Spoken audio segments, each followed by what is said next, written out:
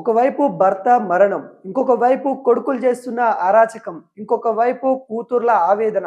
ఇదొక తల్లి గాథ. అసలు ఏమైంది? భువనగిరి జిల్లాలోకి చెందిన ఆలకుంట్ల బాలయ్య గత 3 రోజుల క్రితమైతే ఐస్ బాక్స్‌లో తను మరణించినప్పటికి కూడా తన మృతదేహము అందులోనే ఉంటా ఉంది. తను అనారోగ్య సమస్యతోనైతే మరణించడం అయితే జరిగింది. కానీ తన కొడుకులు అంత్యక్రియ చేయడానికి సహకరించట్లేదు. కనీసం వాళ్ళు కొడుకులు రాకపోయినా గానీ కూతుర్లు మేమైనా అంత్యక్రియ చేసుకుంటాం, మా తండ్రి గారికి మేమైనా అంత్యక్రియలు చేసుకుంటామని ఆ కూతుర్లు ఆవేదన పడతా ఉన్నారు. అయినా గానీ ఇద్దరు కొడుకులున్నా గానీ ఆ ఇద్దరు కొడుకులు తండ్రి మృతదేహానికి అంత్యక్రియలు చేయకుండా ఐస్ బాక్స్‌లో పెట్టి అక్కడనే ఉంచాలని చెప్తా ఉన్నారు.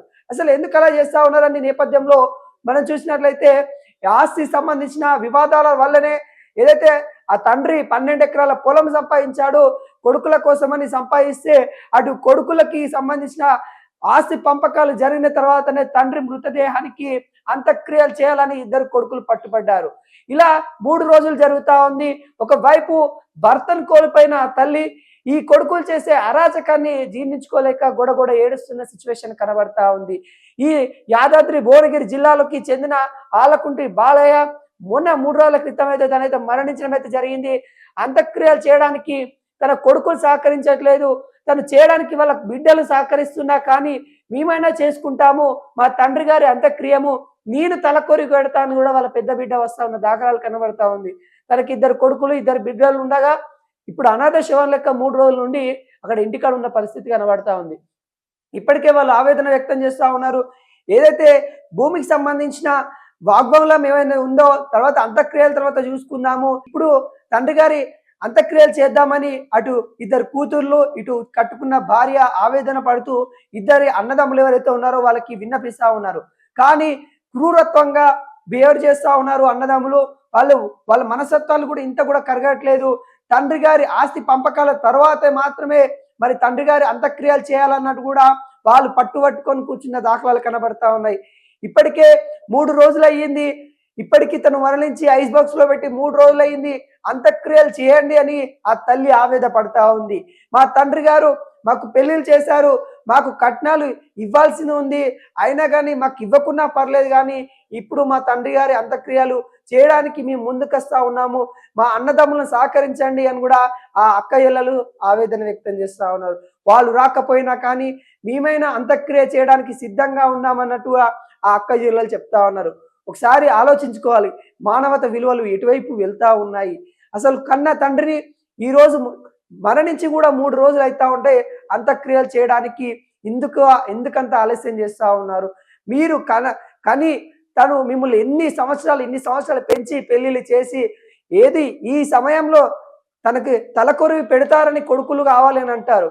కానీ ఈ రోజున ఈ మూర్ఖత్వంగా బిహేవ్ చేస్తున్న కొడుకుల తీరు చూస్తే యావత్ ప్రపంచం కూడా సిగ్గుపడే విధంగా కనబడతా ఉంది.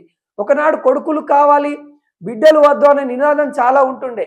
కానీ ఈరోజు ఆ బిడ్డలు ఏడుస్తూ వాళ్ళు పడుతున్న ఆవేదన ప్రకారము కొడుకులు ఉంటే ఇలా కూడా ఉంటారా, ఈ బిడ్డలు ఉంటేనా మంచిగుండా అనే నేపథ్యం కనబడతా ఉంది. మొత్తం భువనగిరికి సంబంధించి కొంత విషాద ఛాయలైతే నలుపుకున్నాయి. బాలయ్య మరణించడం వాళ్ళ కుటుంబంలో బాధాకరం విషయమైనప్పటికీ కొడుకులు చేస్తున్న తీరును ఇంకా ఆవేదనకి ఆ తల్లి గురైతా ఉంది.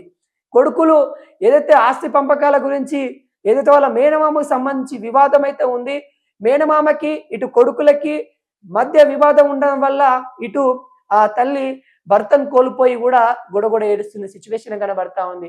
ఒకటే కోరుకుంటా ఉన్నారు, వాళ్ళు అన్నదమ్ములు రాకపోయినా పర్లేదు, మేమైనా అంత్యక్రియలు చేసుకుంటాం, కానీ ఈ విధంగా చేయడము ఎందుకు సమాజం కాదు, సమాజంలో ఎటువైపు వెళ్తా ఉంది, ఈ మొత్తం రాష్ట్రానికే దండాలు పెడతా ఉన్నాము, మా ఆయన అంత్యక్రియలు చేయండి అని కూడా ఆ తల్లి ఆవేదన పట్టు ఒక వీడియో బయట అలచలైతా ఉంది.